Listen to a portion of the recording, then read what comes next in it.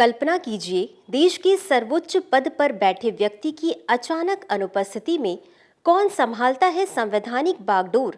कौन सुनिश्चित करता है कि लोकतांत्रिक प्रक्रियाएं अनवरत चलती रहें? और वह कौन है जो हमारी संसद के उच्च सदन यानी राज्यसभा की गरिमा का प्रतीक है? आज हम भारत के ऐसे ही एक महत्वपूर्ण संवैधानिक पद पर गहराई से चर्चा करेंगे, जिसकी भूमिका अक्सर सुर्खियों से दूर रहकर भी देश के सुचारू संचालन के लिए अत्यंत आवश्यक है। हाल ही में हुए घटनाक्रमों ने इस पद को फिर से चर्चा के केंद्र में ला दिया है। तो आज का जो हमारा टॉपिक है वो उपराष्ट्रपति से संबंधित है। आप देखेंगे कि वाइस प्रेसिडेंट का इलेक्शन चल रहा है और ये जो हमारी न्यूज़ है वो बहुत सारे न्यूज़पेपर ने कवर करी है। आप देखेंगे तो Indian express, times of India, NDTV, the Hindu, इस लिहाज से भी ये बेहद इंपॉर्टेंट हो जाती है। साथ ही ये जो आपका टॉपिक है वो यूपीएससी में राज्य व्यवस्था खंड से संबंधित है और इस विषय से आपके यूपीएससी हो या अदर स्टेट एग्जाम्स हो, उनमें अक्सर प्रश्न पूछे ही जाते रहे हैं। लेकिन अब बात ये करते हैं कि ये टॉपिक आखिर इतना न्यूज़ में क्यों है। तो आप सभी को पता है कि जो पूर्व उपराष्ट्रपति थे जगदीप धनखड़, इन्होंने जुलाई में जो है वो इस्तीफा दे दिया था। हालांकि जो इनका कार्यकाल है वो 2027 में पूरा होने वाला था, लेकिन इन्होंने जो है कि 2 साल पहले ही इस्तीफा दे दिया है। जब इन्होंने इस्तीफा दे दिया तो इनका जो पद है वो रिक्त हो गया। अब इस पद को भरने के लिए, उनकी जिम्मेदारियों को उठाने के लिए कोई व्यक्ति चाहिए और इसीलिए जो है कि इनके पद के लिए निर्वाचन चलाया जा रहा है, इलेक्शन किया जा रहा है। और ये जो है आपका आर्टिकल 68 के अंतर्गत ये कहा गया है कि पद के खाली होने से नए चुनाव की आवश्यकता है। लेकिन संविधान में कहीं भी ये नहीं कहा गया है कि उपराष्ट्रपति अगर अपने पद से इस्तीफा देता है तो कितनी समयावधि में उस पद को जो है भरा जाना चाहिए। सिर्फ ये कहा गया है कि शीघ्र अतिशीघ्र यानी जल्द से जल्द उस पद को जो है कि भरा जाना चाहिए। वहीं अगर वर्तमान स्थिति पे हमने बात कर ली कि आज 9 सितंबर को जो है वो संसद के दोनों सदन से नए उपराष्ट्रपति का चुनाव किया जाएगा। एक बार हम देख लेते हैं कि ये जो निर्वाचन है इसमें मुख्य उम्मीदवार कौन है। तो एनडीए की तरफ से जो है वो महाराष्ट्र के राज्यपाल सीपी राधाकृष्णन है। वहीं विपक्ष की अगर हम बात करें तो विपक्ष में पूर्व सुप्रीम कोर्ट के न्यायाधीश बी सुदर्शन रेड्डी हैं। अब हम आगे बढ़ते हैं और उपराष्ट्रपति के बारे में संविधान में जितने भी पॉइंट्स हैं उनको एक एक करके समझेंगे। तो सबसे पहला हम उपराष्ट्रपति का पद और महत्व देख लेते हैं। सबसे पहले हम देखेंगे संवैधानिक स्थिति। आप सभी को पता है कि भारत का जो सर्वोच्च संवैधानिक पद होता है वो राष्ट्रपति का होता है और राष्ट्रपति के बाद जो दूसरा संवैधानिक सर्वोच्च पद होता है वो किसका होता है? वो होता है उपराष्ट्रपति का। अब जो हमारे ये उपराष्ट्रपति का कार्यकाल है वो अमेरिकी उपराष्ट्रपति के तर्ज पर लाया गया है। वहीं अगर बात करें संविधान की तो संविधान के भाग 5 में अनुच्छेद 63 से 71 जो है वो उपराष्ट्रपति से संबंधित है, यानी कि उनके चुनाव, उनके पद, उनकी शक्तियां, उनके कार्य, सब कुछ जो है वो 63 से 71 तक दिए गए हैं। अब अगर हम बात करें अनुच्छेद 63 की तो अनुच्छेद 63 क्या कहता है? अनुच्छेद 63 ये कहता है कि भारत का एक उपराष्ट्रपति होगा। वहीं अगर अनुच्छेद 64 की बात करें तो अनुच्छेद 64 में ये कहा गया है कि राज्यसभा के पदेन सभापति यानी उपराष्ट्रपति जो होगा वो राज्यसभा के पदेन सभापति के रूप में भी कार्य करेगा। अब अनुच्छेद 65 को भी देख लेते हैं। अनुच्छेद 65 क्या कहता है? तो अनुच्छेद 65 ये कहता है कि राष्ट्रपति की अनुपस्थिति में कार्यवाहक की तरह उपराष्ट्रपति कार्य करेगा। यानी कि मान लीजिए कि राष्ट्रपति का किसी भी कारण से उसका जो पद है वो रिक्त हो जाता है, उनकी मृत्यु हो गई या फिर वो किसी विदेशी यात्रा पर गए, उनकी तबीयत खराब है, तो ऐसी स्थिति में क्या होगा कि उपराष्ट्रपति राष्ट्रपति के जितने भी कार्य होगा वो करेगा। और ऐसी स्थिति में जो उपराष्ट्रपति है वो राज्यसभा का पदेन सभापति तो होगा, लेकिन पदेन सभापति का एक भी कार्य वो नहीं करेगा, वो राष्ट्रपति के सारे कार्य जो है उन पर ही ध्यान देगा। अब समझ लेते हैं कि चुनाव प्रक्रिया क्या होती है। तो संसद के दोनों सदनों के सदस्य इसमें शामिल होते हैं, निर्वाचित और मनोनीत दोनों। ये जो है वो आपका आर्टिकल 66 बताता है कि इसमें जो उपराष्ट्रपति का चुनाव उसमें लोकसभा और राज्यसभा दोनों के सदस्य जो हैं वो शामिल होते हैं। अब वहीं अगर हम बात कर ले कि लोकसभा और राज्यसभा से कितने सदस्य शामिल होते हैं, इनकी संरचना की बात करें तो लोकसभा के जो है वो 543 मेंबर और राज्यसभा के 233 निर्वाचित सदस्य, इसके साथ ही राज्यसभा के 12 जो मनोनीत सदस्य होते हैं वो इस पूरी मतदान की प्रक्रिया में भाग लेते हैं, वोट देते हैं। इसके साथ ही जो राज्य विधानसभा के सदस्य हैं वो इसमें शामिल नहीं होंगे, यानी कि ये तीनों तो शामिल होंगे लेकिन जो राज्य विधानसभा के सदस्य हैं वो इस पूरी प्रक्रिया में उनको शामिल नहीं किया जाता है।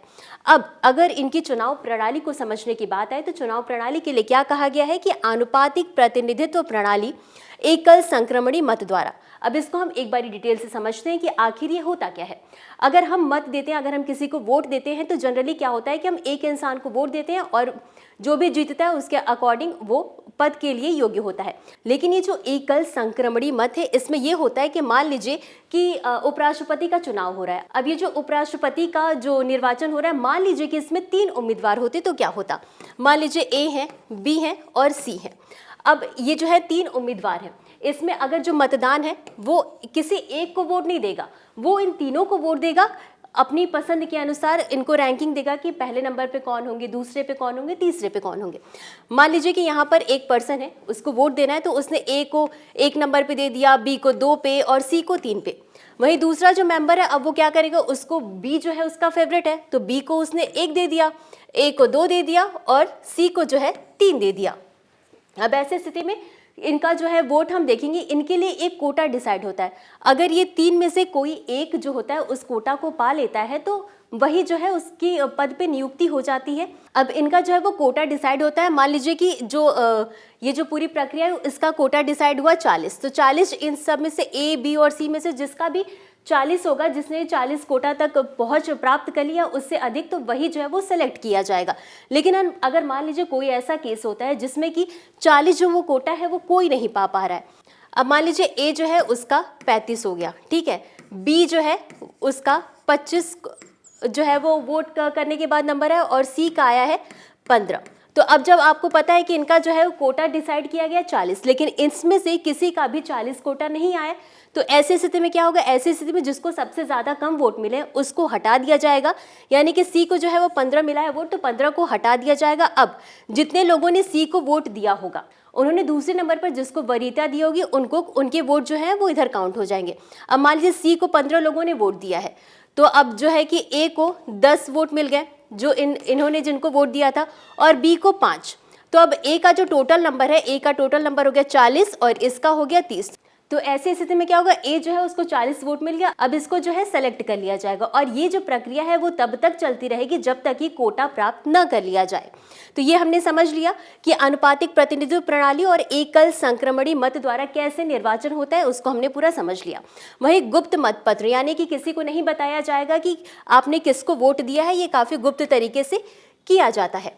अब आगे बढ़ते हैं और समझ लेते हैं कि उपराष्ट्रपति की योग्यता क्या होनी चाहिए। यानी कि कोई व्यक्ति अगर उपराष्ट्रपति के पद पर जा रहा है तो उसको क्या क्या उसकी योग्यता होनी चाहिए। तो सबसे पहला तो यही कि वो भारत का नागरिक होना चाहिए, 35 वर्ष की आयु उसकी पूर्ण हो चुकी होनी चाहिए, साथ ही राज्यसभा सदस्य के रूप में चुनाव के लिए योग्य होना चाहिए, और भारत सरकार, राज्य सरकार, स्थानीय प्राधिकरण के अधीन कोई भी किसी भी तरह का वो लाभ का पद न धारण करता हो।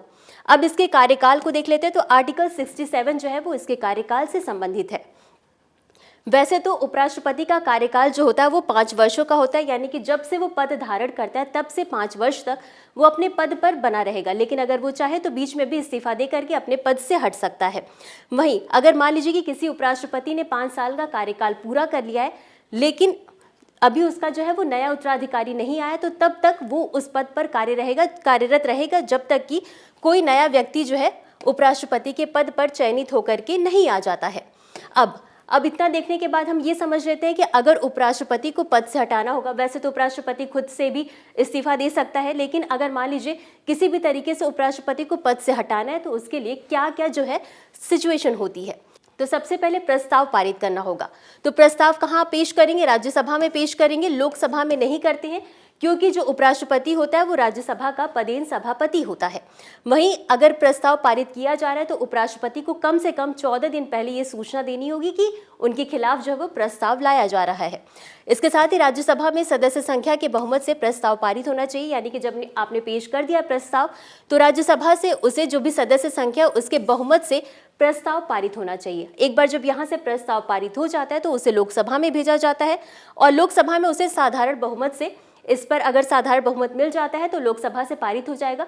आपको बता दें कि लोकसभा में जब प्रस्ताव जाता है तो उसमें कोई किसी भी प्रकार का संशोधन नहीं कर सकता लोकसभा, या तो जो प्रस्ताव को स्वीकार करेगा या तो अस्वीकार करेगा, इसके अलावा उसके पास कोई ऑप्शन नहीं होता है। अब हम समझ लेते हैं कि अगर उपराष्ट्रपति के चुनाव विवाद का निपटारा है तो ये आपका आर्टिकल 71 में आता है। तो आपका आर्टिकल 71 क्या कहता है, एक बार उसको समझ लेते हैं। यानी कि उपराष्ट्रपति से जितने भी संदेह और विवाद जितने भी होंगे उपराष्ट्रपति के ऊपर, उसका मामला कौन देखेगा, सिर्फ और सिर्फ सर्वोच्च न्यायालय। और सर्वोच्च न्यायालय जो भी निर्णय देगा वो अंतिम निर्णय होगा, इस पर कोई भी बेंच सवाल नहीं खड़ा कर सकती है। इसके साथ ही अगर सुप्रीम कोर्ट ने उपराष्ट्रपति के चुनाव को शून्य घोषित कर दिया है, तो जब तक सुप्रीम कोर्ट के निर्णय की तिथि तक, जब तक वो उपराष्ट्रपति की पद पर बना रहेगा, तब तक उसके द्वारा जितने भी कार्य किए गए हैं वो वैध बने रहेंगे, उसे अवैध घोषित नहीं किया जाएगा। अब अंत में हम देख लेते हैं कि इससे संबंधित वेतन और पेंशन क्या होगी, यानी उपराष्ट्रपति की वेतन क्या होती है। तो 2018 में जो उपराष्ट्रपति का वेतन था वो 1.25 लाख रुपए था। फिर इसके बाद ये बढ़कर 4 लाख रुपए प्रति माह हो गया है।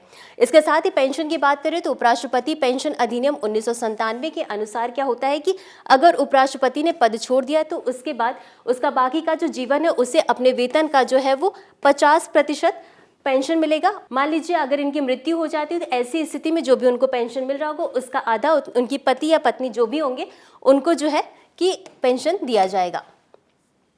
तो इस पूरे एपिसोड में हमने ये समझ लिया कि उपराष्ट्रपति का चयन क्या होता है, उनकी योग्यता क्या होती है, उनका इलेक्शन कैसे होता है, सारी चीज़ें हमने इकट्ठा समझ ली। तो इतना देखने के बाद अंत में हम देख लेते हैं इससे संबंधित अभ्यास प्रश्न को। प्रश्न क्या है, संविधान का कौन सा अनुच्छेद उपराष्ट्रपति के कार्यकाल से संबंधित है। ऑप्शंस क्या हैं, ए अनुच्छेद 66, बी अनुच्छेद 67, सी अनुच्छेद 68 या डी अनुच्छेद 69। तो इस प्रश्न का उत्तर कमेंट बॉक्स में जरूर दें। आज के लिए बस इतना ही, धन्यवाद।